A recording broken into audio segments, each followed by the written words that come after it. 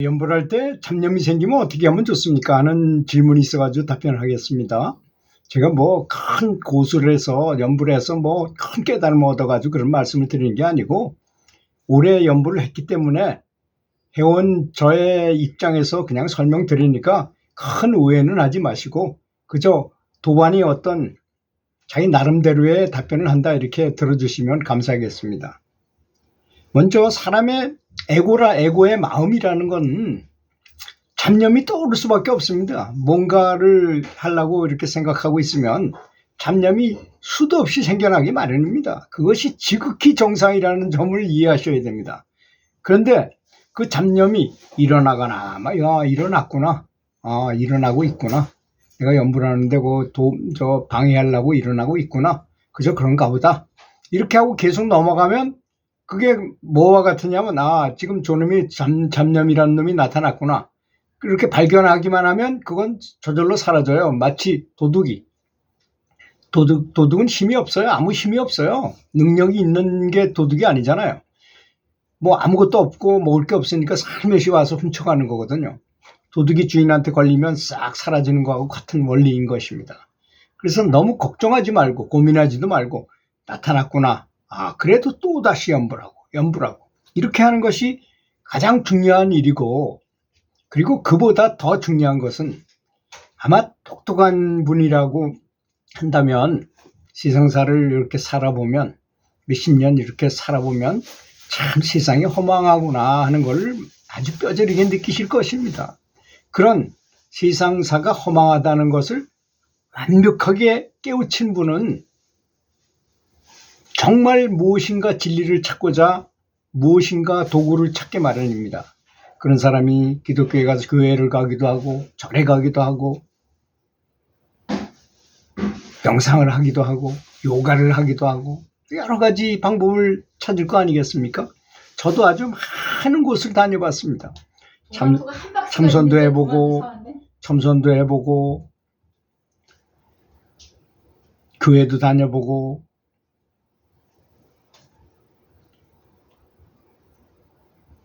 중국 기공도 배워보고 뭐 우주 초염력이라는 것도 해보고 천이수도라는 것도 해보고 참 여러 가지를 이렇게 해봤습니다.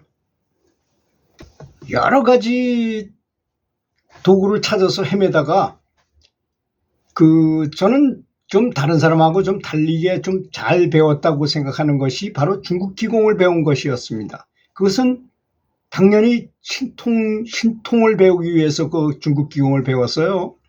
신통을 배우기 위해서 아주 기초를 탄탄하게 아주 스텝 바이 스텝으로 이렇게 돈을 주고 배웠어요.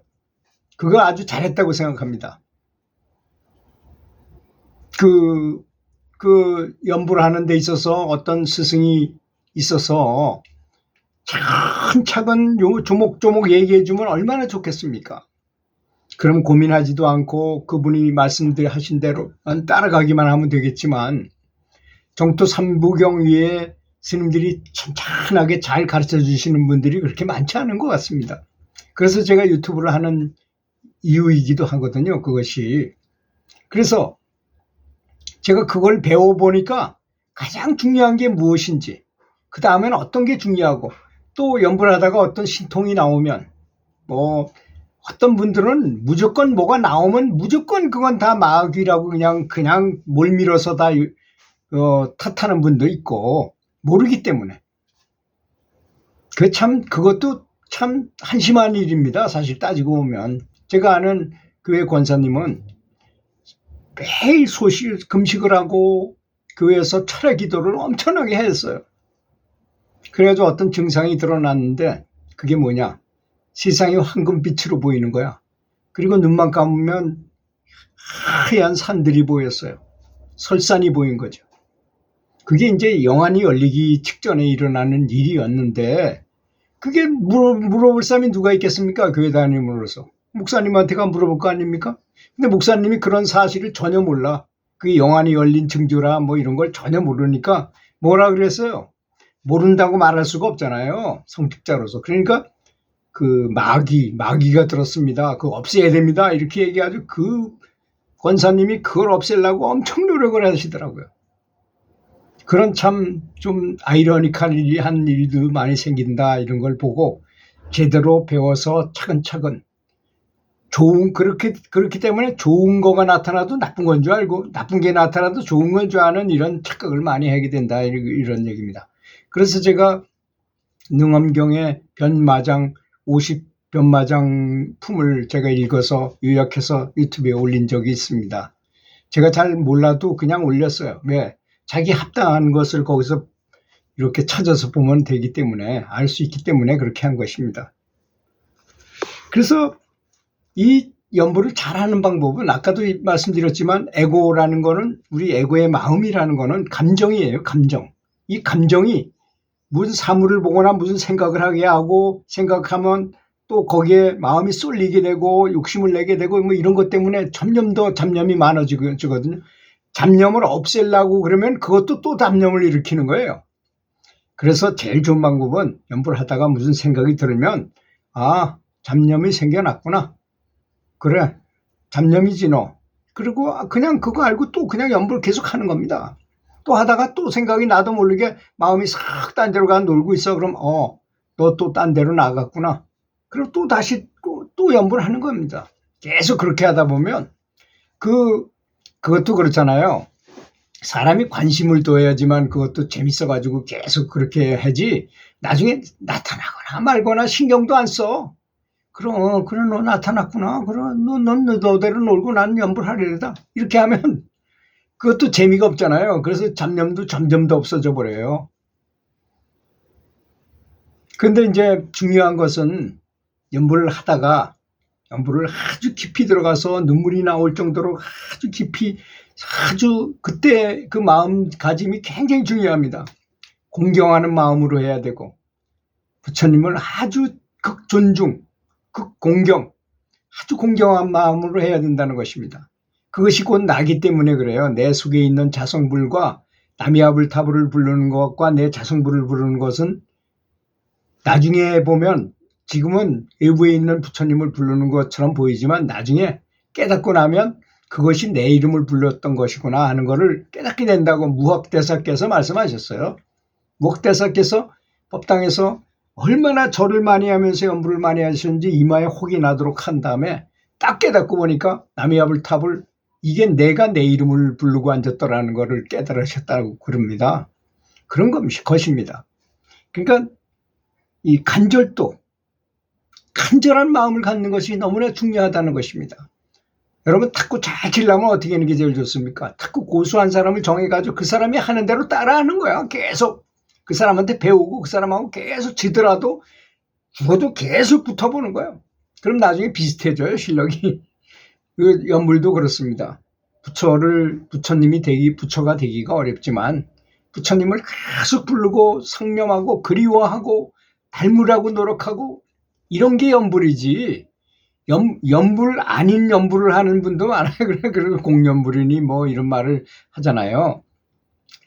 진짜 닮아가는 것이다. 부처님을 닮아가기 위해서 나는 연불하는 것이다. 이런 생각을 가져야 된다고 생각하고 내심에서 내 마음속에 세상이 허망하니까 내심에서 내 마음속에서 진심으로 요구가 나와야 돼요. 내가 진짜 연불을 하고 싶다. 난 깨달음을 얻기 위해 성불하기 위해서 연불하고 싶다라고 목표를 세워야 된다는 것입니다. 왜 잡념이 많이 생기는지 아세요? 탑이 낮아서 그래요. 나는 목표가 뚜렷하지 않기 때문에 정말 강력한 목숨을 걸고라도 내가 연불을 일심불란으로 하겠다는 생각을 가지면 잡념이 그렇게 많이 들어오지 않습니다. 사실 그런 생각도 하셔야 될 것 같고 일설에는 이런 말도 있어요. 마추픽추 아시죠? 마추픽추. 거기에 사람들이 하나도 없잖아요. 없어졌어요. 역사적으로 볼 때. 거기 있는 분들이 연불을 엄청나게 해가지고 모든 사람이 다 해탈을 해서 윤회를 끊고 올라갔어요. 걔까지도 다 해탈을 했어요. 한 명도 돌아올 필요가 없어져서 사람이 없어졌다는 말도 있을 정도입니다. 우리나라에도 고성의 건봉사에서 그 발칭화상님을 리더로 해가지고 2,000명의 신도들이 30년 동안이나 무려 정말 열심히 나미아불탑을 연부를 했거든요. 그분들이 몸을 가진 채로 극락세계로 가셨어요. 그래서 거기 등공대라는 데가 실제로 있습니다. 큰 부도와 같은 등공대라는 탑을 세워놨어요. 또 웅면이라는 여종은 종이니까 법당에도 못 들어가고 바깥에서 이렇게 계속 손을 붙들어 매가지고 계속 합장이 떨어지지 않도록 그렇게 연부를 많이 해가지고 그분도 법당에 들어가서 연부를 하게 된 다음에 일주일 만에 이 천정을 뚫고 몸을 가진 채로 극락으로 왕생을 하셨어요. 육신 등천을 하셨습니다. 그런 사례가 3번 나와요. 삼국유사에 역사책에 3번 나온다는 것입니다. 그 정도로 큰 과감한 생각, 넓은 생각, 높은 생각, 간절한 마음을 갖는다면 잡념이 어디 어리거릴 새이가 없을 것이라고 생각합니다. 그리고 부처님께 귀의한다는 말을 저는 감사하는 말로 많이 표현을 하는데요. 정말 지극정성으로 감사하면서 극존중하면서 공경하면서 부처님 명호를 외우고 그 부처님이 바로 내 마음속에 있는 자성불, 내 마음속에도 불성이 있잖아요. 그 불성의 이름이다라는 생각 2가지를 가지고 하신다면 잡념이 들어올 틈은 없으리라고 저는 생각해요. 잡념은 언제 들어오냐? 내가 감사한 마음으로 또는 공경한 마음으로 꽉 머릿속을 가득 채우면 이 마음의 행복감으로 가득 차가지고 부정적인 게 들어올 수 없어요. 잡념이 들어올 틈이 없게 됩니다. 제 설명이 좀 부족한 것 같기도 한데 하여튼 나름 제 능력이 몇 개 안 되니까 답변 드렸습니다. 들어주셔서 감사합니다.